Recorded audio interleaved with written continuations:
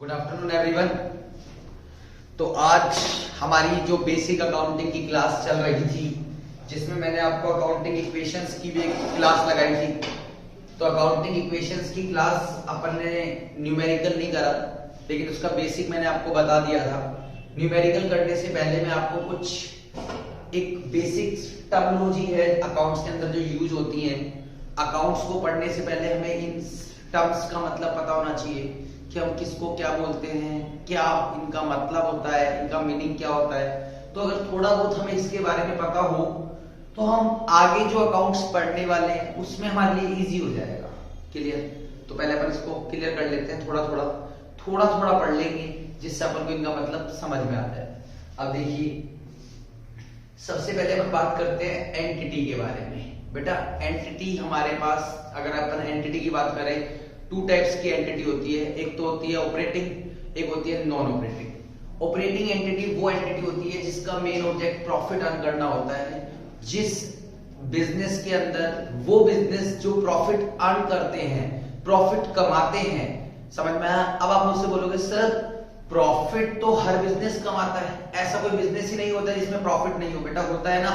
Non profit organisation, जो ऐसी societies, ऐसी क्लब्स जिनका जो ऑब्जेक्ट होता है वो प्रॉफिट अर्न करना नहीं होता, समाज का कल्याण करना होता है। वेलफेयर के लिए जो सोसाइटीज, कंपनीज या क्लब्स रजिस्टर्ड होते हैं वो हमारे नॉन ऑपरेटिंग एंटिटी के अंदर आते हैं। तो ये एंटिटीज क्लियर हो गई। एंटिटी टू टाइप्स की होती है। वन क्या होता है? ऑपरेटिंग। सेकंड होता है नॉन ऑपरेटिंग। ऑपरेटिंग क्या होती है? जिनका मोटो, जिनका ऑब्जेक्ट प्रॉफिट अर्न करना होता है। उसके बाद नॉन ऑपरेटिंग क्या होती है? जो हमारा, जिनका ऑब्जेक्ट प्रॉफिट अर्न करना नहीं होता, जो वेलफेयर के लिए काम करती हैं, वो हमारी नॉन ऑपरेटिंग एंटिटी हो गई। सेकंड आता है बिजनेस ट्रांजैक्शंस। बेटा बिजनेस ट्रांजैक्शंस वो ट्रांजैक्शंस होते हैं जो कंपनी की फाइनेंशियल पोजीशन को चेंज कर देते हैं, जिन ट्रांजैक्शंस की वजह से कंपनी की एसेट्स एंड लायबिलिटीज में चेंज आ जाता है। भाई अगर मैं ट्रांजैक्शन करता हूं तो ट्रांजैक्शन जो मैं करूंगा तो उससे मेरी एसेट्स क्या होगी? इंक्रीज होगी, या मेरी लायबिलिटीज क्या होगी? इंक्रीज होगी। या मेरी एसेट्स क्या होगी? डिक्रीज होगी। या मेरी लायबिलिटीज क्या होगी? डिक्रीज होगी। तो जिनसे मेरी वो ट्रांजैक्शन जो हमारी फाइनेंशियल पोजीशन को क्या कर देते हैं? चेंज कर देते हैं। क्योंकि बेटा एसेट्स और लायबिलिटीज कहां आती है? बैलेंस शीट पर। बैलेंस शीट क्यों बनाते हैं? फाइनेंशियल पोजीशन को जानने के लिए। फाइनेंशियल पोजीशन क्या होती है? फाइनेंशियल पोजीशन का मतलब होता है कंपनी एट द टाइम कहां पर स्टैंड कर रही है, आज मार्केट में कंपनी की क्या पोजीशन है, ये कौन बताएगा? हमें फाइनेंशियल पोजीशन बताती है। मतलब इसको अपन क्या बोलते हैं? Financial position. हम बैलेंस शीट प्रिपेयर इसलिए करते हैं जिससे हमें ये पता चल जाए कि कंपनी की मार्केट में आज क्या, एक कंपनी की मार्केट में आज क्या इमेज है, इसलिए हम बैलेंस शीट को क्या करते हैं? प्रिपेयर करते हैं। थोड़ा सा और बता देता हूं, अगर कोई भी कंपनी के अंदर कोई भी इन्वेस्टर्स मतलब शेयर होल्डर, अगर कोई भी शेयर होल्डर कंपनी में इन्वेस्ट करना चाहता है तो वो कंपनी की बैलेंस शीट को देखकर ही उस कंपनी में क्या करता है? इन्वेस्ट करता है। वो ये चेक करता है कि जो बैलेंस शीट, जो कंपनी में मैं पैसा इन्वेस्ट कर रहा हूं, क्या वो पैसा मुझे वापस मिलेगा? समझ में आया? वो पैसा मुझे वापस मिलेगा? क्या उसके पास इतनी एसेट्स रखी हुई है कि वो इजीली अपनी लायबिलिटीज का पेमेंट कर दे? समझ में आया? ये चेक करने के बाद एक शेयर होल्डर एक कंपनी में क्या कर देता है? इन्वेस्ट कर देता है। क्लियर? नेक्स्ट आता है इवेंट्स। इवेंट्स का मतलब आप जानते ही हैं। इवेंट्स का मतलब क्या होता है? इवेंट्स का मतलब होता है कि भैया जो हमने जो ट्रांजैक्शंस किए हैं, राइट, जो हमने ट्रांजैक्शंस किए हैं, उन ट्रांजैक्शंस का क्या, उस ट्रांजैक्शन से क्या इवेंट हुआ है, मतलब क्या घटना घटी है, जो लेन देन हमने किया उसमें क्या इवेंट्स हुए हैं। इवेंट का मतलब मान के चलो मैंने गुड्स परचेज करा, तो गुड्स परचेज करा, गुड्स आया, कैश गया, तो ये हमारे क्या हो गए? इवेंट्स हो गए। कि एक ट्रांजैक्शंस में कम से कम 2 इवेंट्स होते हैं। एक ट्रांजैक्शंस में 2 इवेंट होंगे तो उसको ट्रांजैक्शन बोलेंगे। अगर एक ट्रांजैक्शन में एक ही इवेंट है तो उसको ट्रांजैक्शंस नहीं बोलेंगे। एक ट्रांजैक्शन में 2 से ज्यादा इवेंट भी हो सकते हैं। समझ में आया? 2 से कम नहीं होंगे, उनको बोलते हैं अपन इवेंट। क्लियर? नेक्स्ट चलते हैं अकाउंट्स के बारे में। बेटा आपको पता होगा अकाउंटिंग जब हम करते हैं तो हम अलग अलग एक्सपेंसेस, अलग अलग इनकम, अलग अलग एसेट्स, लायबिलिटीज, इन सब का क्या करते हैं? फॉर्मेट बनाते हैं, अकाउंट बनाते हैं। तो जब हम इनको अलग अलग अकाउंट फॉर्म में रिकॉर्ड करते हैं, क्योंकि बेटा देखो होता क्या है, मान के चलो एक कंपनी है, एक कंपनी में एक एम्प्लॉय तो होगा नहीं, समझ में आ रहा है, एक कंपनी में 50 एम्प्लॉय है, 100 एम्प्लॉय है, तो सबका अकाउंट बनाने के बजाय एक सैलरी अकाउंट जो होता है वो मेंटेन कर लिया जाता है कि जितनी भी कंपनी सैलरी दे रही है, जिसको दे रही है, सबको एक ही अकाउंट में क्या कर दिया जाएगा, मेंटेन कर दिया जाएगा। ऐसे कंपनी जो रेंट पे करती है, उस रेंट को पूरे साल का जो रेंट है उसको रेंट अकाउंट में रिकॉर्ड कर दिया जाएगा। तो स्पेसिफाई हर चीज का कंपनी अलग से एक अकाउंट क्या कर लेती है, प्रिपेयर कर लेती है। नेक्स्ट आती है कैपिटल। कैपिटल के बारे में ज्यादा नहीं बताऊंगा क्योंकि मैंने आपको पहले भी वीडियो के अंदर कैपिटल के बारे में बहुत अच्छे से डिस्कस किया हुआ है। जब मैंने आपको सेपरेट लीगल एंटिटी समझाया था तो मैंने आपको बताया था कैपिटल का मतलब होता है बिजनेसमैन जो बिजनेस में कैपिटल इन्वेस्ट करता है, तो वो जो कैपिटल इन्वेस्ट करता है मतलब जो पैसा इन्वेस्ट करता है, वो कैपिटल को, वो इन्वेस्टमेंट को बिजनेस के अंदर कैपिटल के नाम से रिकॉर्ड किया जाता है। किस नाम से रिकॉर्ड किया जाता है, कैपिटल के नाम से रिकॉर्ड किया जाता है। क्लियर है यहां तक? आगे चलते हैं।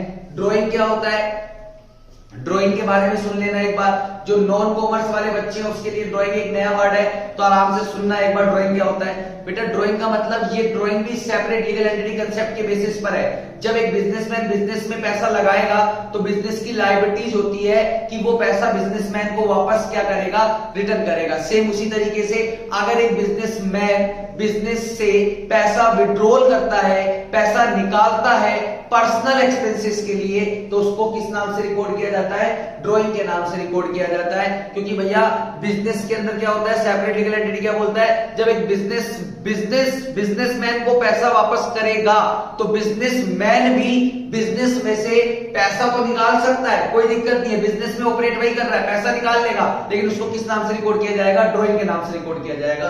किस नाम से रिकॉर्ड किया जाएगा, ड्राइंग के नाम से रिकॉर्ड किया जाएगा। नेक्स्ट आता है लायबिलिटीज। लायबिलिटीज का मतलब होता है ऑब्लिगेशंस। ऑब्लिगेशंस क्या होती है, जिन्हें हमें फ्यूचर में क्या करना होता है, पे करना होता है। जिन भी लायबिलिटीज को हमें फ्यूचर में पे करना है वो हमारी क्या है, लायबिलिटीज है। लायबिलिटी टू टाइप्स की होती है, नॉन करंट लायबिलिटीज और current liabilities. Non current liabilities वो होती है जिन्हें हमें आफ्टर 1 ईयर कैश में पे करना होता है। करंट लायबिलिटीज वो होती है जो जिन्हें हमें विद इन 1 ईयर कैश में पे करना होता है, वो हमारी करंट लायबिलिटीज होती है। यहां तक कोई दिक्कत नहीं है।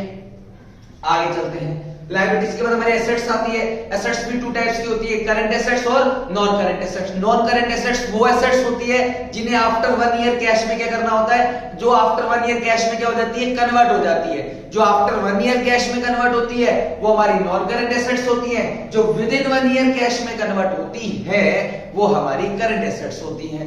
क्लियर है? नॉन करंट एसेट्स के अंदर इंटेंजिबल एसेट्स भी आ जाती है।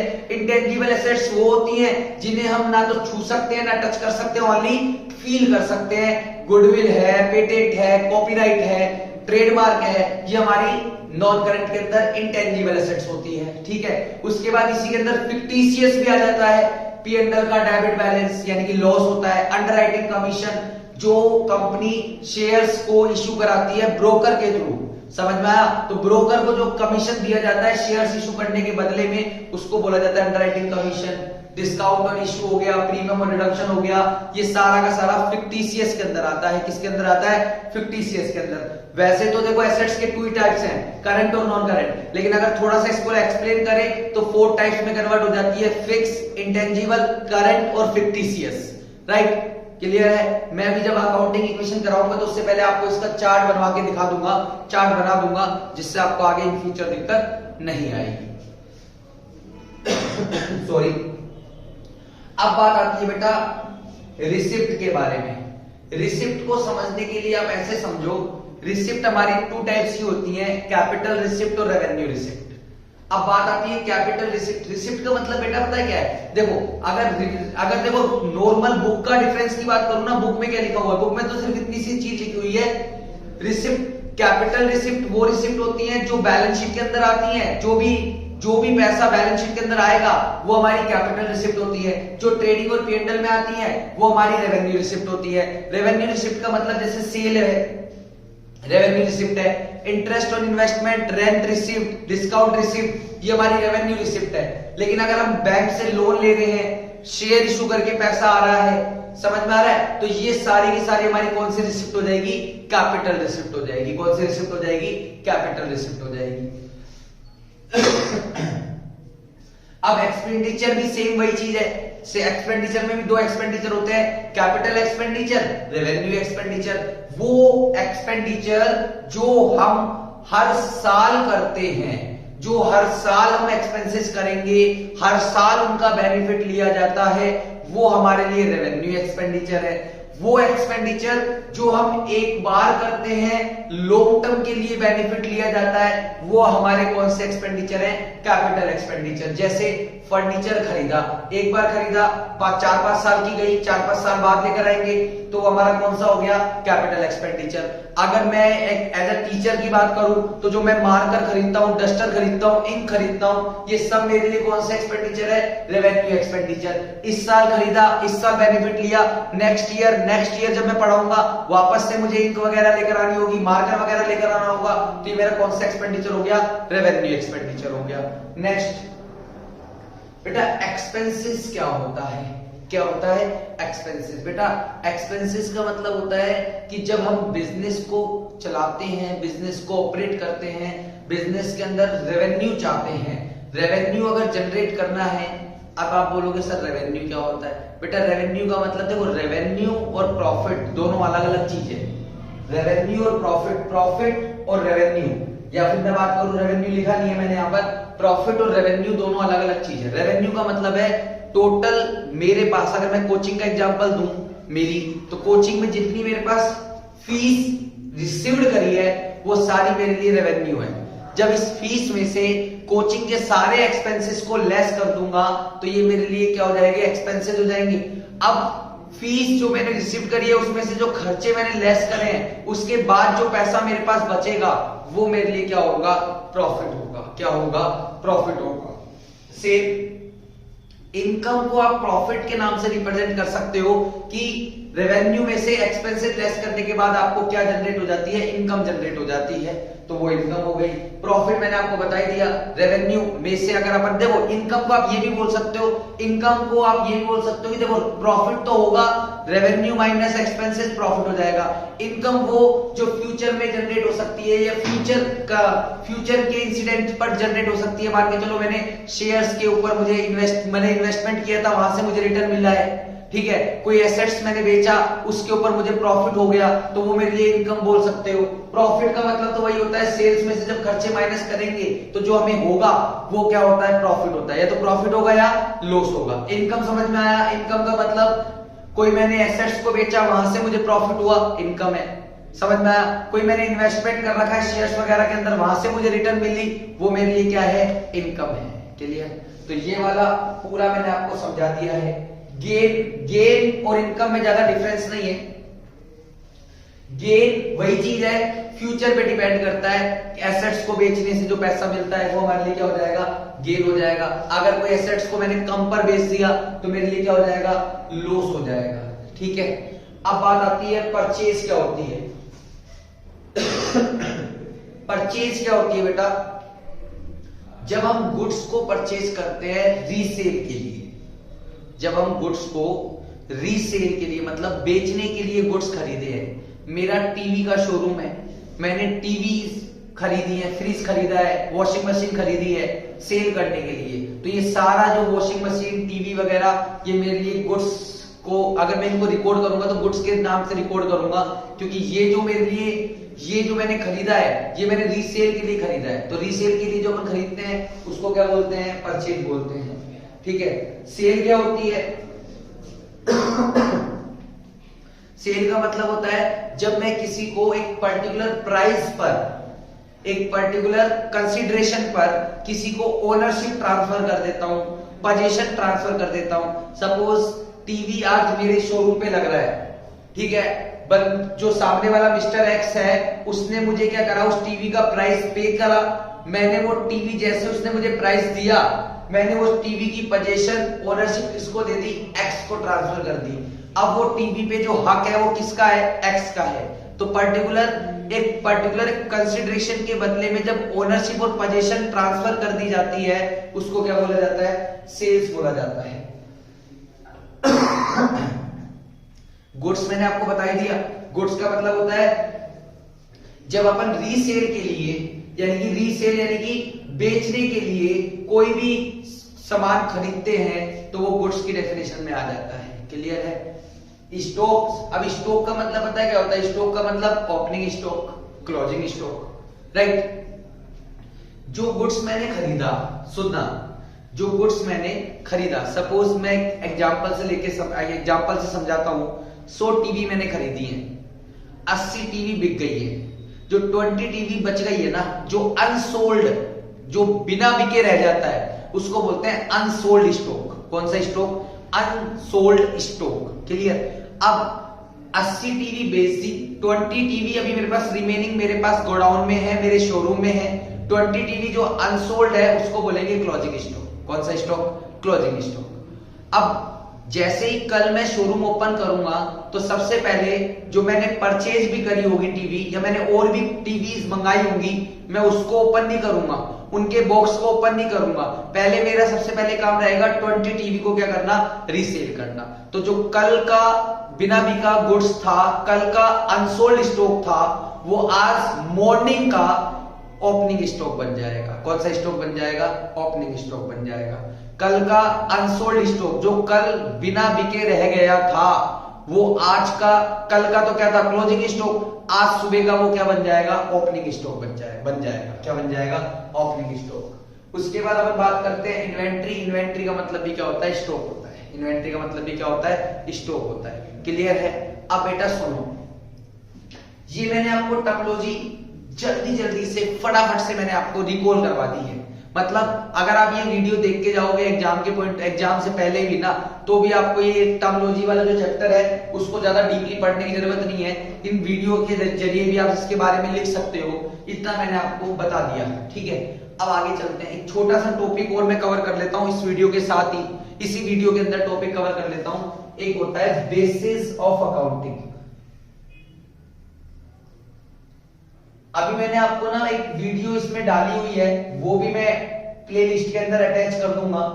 अकाउंट्स के रिगार्डिंग, जो भी बेसिक अकाउंट के रिगार्डिंग जो वीडियो हैं, वो मैं सबको एक प्लेलिस्ट में डाल दूंगा, जिससे आपको ढूंढने में दिक्कत नहीं आएगी। ठीक है।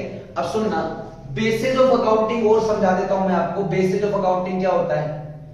बेसिस ऑफ अकाउंटिंग को समझने के लिए सुनो बेटा, हमारे ना अकाउंट्स के अंदर हम दो तरीके से अकाउंटिंग करते हैं। तो कैश बेसिस अकाउंटिंग, और दूसरा हम करते हैं एक्रूवल बेसिस अकाउंटिंग। अब बेटा सुनिए, ध्यान से सुनिए, ध्यान से बिल्कुल। एक एग्जांपल से समझा देता हूं जिससे आपको कभी दिक्कत आएगी नहीं। एग्जांपल से समझ लो, आपको आराम से समझ में आ जाएगा कि मैं क्या कहना चाहता हूं। देखो,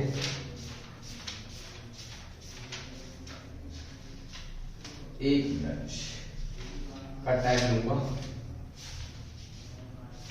बस बेटा, एग्जाम्पल ये है कि मैंने क्या करा, कैश में सेल करा है 5,20,000 रुपए का, क्रेडिट में सेल किया है 1,40,000 रुपए का, एक्सपेंसेस मेरे हुए हैं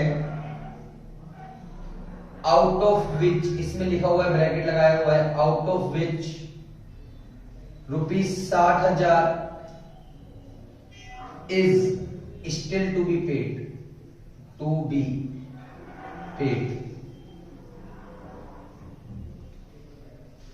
और ये है 4,10,000।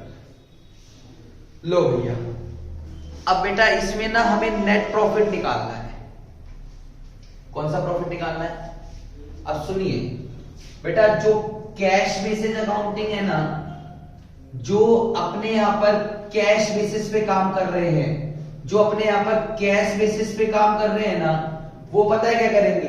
अगर एक कैश बेसिस की बात करूं ना, कैश बेसिस की बात करूं कि कैश बेसिस क्या होते हैं, कैश बेसिस पे अगर मैं बात कर रहा हूं तो सुनिएगा, कैश बेसिस के अंदर एक अकाउंटिंग जो कर रहा होगा ना, वो कैसे अकाउंटिंग करेगा? वो क्या करेगा? टोटल सेल्स लेगा।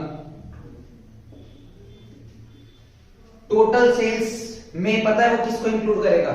टोटल सेल्स के अंदर वो केवल और केवल कैश सेल्स को इंक्लूड करेगा। किसको इंक्लूड करेगा? Cash sales. कैश सेल्स को इंक्लूड करेगा, वो भी कितने रुपए की? 5,20,000 रुपए की। ठीक है। अब कैश बेसिस के अंदर वो कैश टोटल सेल्स के अंदर वो किसको इंक्लूड करेगा? केवल जो कैश में उसने सेल करी है। समझ में आया? कैश में जो उसने सेल करी है उसको इंक्लूड करेगा। उसके बाद खर्चे वो जो लेगा, जितना उसने एक्सपेंसेस पे करा है ना, केवल वही एक्सपेंसेस लेगा।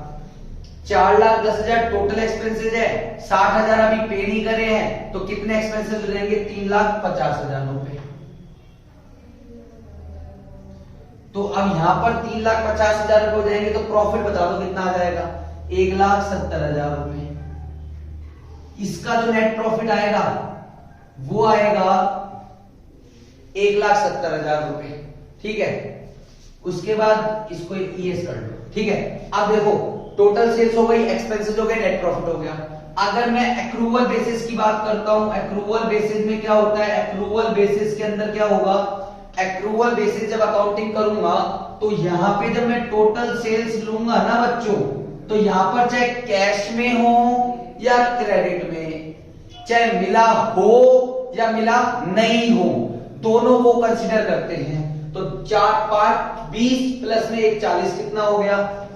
कितना हो गया? 6,60,000 में से माइनस कर दो एक्सपेंसेस, और एक्सपेंसेस कितना है बच्चों? एक्सपेंसेस है 4,10,000 रुपए। तो लेस कर दो फटाफट से, कितना आएगा? ये आ जाएगा 2,50,000। 2,50,000 रुपए आ जाएगा नेट प्रॉफिट। ठीक है, समझ में आया? इसको भी यहां पे बेसिक कर दिया था मैंने। लो भैया, समझ में आया? मतलब मेरा कहने का मतलब क्या है? मेरा कहने का सिर्फ छोटा सा मतलब है, अगर किसी कंपनी में कैश बेसिस अकाउंटिंग हो रही है, वो केवल कैश के ट्रांजैक्शंस कंसीडर करेगा। कैश में अगर ट्रांजैक्शन हुआ है उसी को रिकॉर्ड होगा, अगर कैश में ट्रांजैक्शन नहीं हुआ उसका रिकॉर्ड नहीं होगा। ये वाली जो बेसिस अकाउंटिंग है ना, ये जो बेसिस अकाउंटिंग है, कैश बेसिस जो अकाउंटिंग है, वो डॉक्टर, जो हमारे वकील वगैरह, लॉयर वगैरह होते हैं, वो करते हैं कैश बेसिस अकाउंटिंग। और जो एक बिजनेस एंटरप्राइजेस होती है, कंपनीज होती हैं, वो हमेशा किसके बेसिस पर अकाउंटिंग करती है? एक्रूवल बेसिस पर, चाहे पैसा मिले या ना मिले। समझ में आया? मतलब मिले ना मिले का मतलब ये है, अभी नहीं मिला, बाद में तो मिलेगा, लेकिन सेल तो आज हुई है ना, माल तो आज बिका है ना, तो रिकॉर्ड आज कर लेंगे। समझ में आया? तो इस तरीके से हम क्या करते हैं?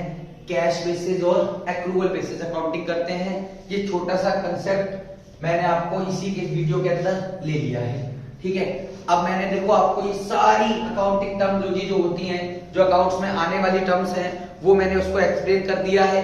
ये वीडियो आपको आगे आपके लिए बेनिफिशियल रहेगा। जब आप एग्जाम टाइम में पढ़ के जाओगे तो ये वीडियो देखोगे तो आपको सब चीजें रिकॉल हो जाएंगी। या जब एक अकाउंट्स स्टार्टिंग स्टेज पर जब 10th का बच्चा 11th में आता है ना, तो इसके लिए ये क्या रहेगा, उसने अगर ये वीडियो देखा तो उसके लिए एक तरह से पूरी अकाउंट्स के अंदर जो टर्म्स यूज होने वाली है वो उसको समझ में आ जाएगी।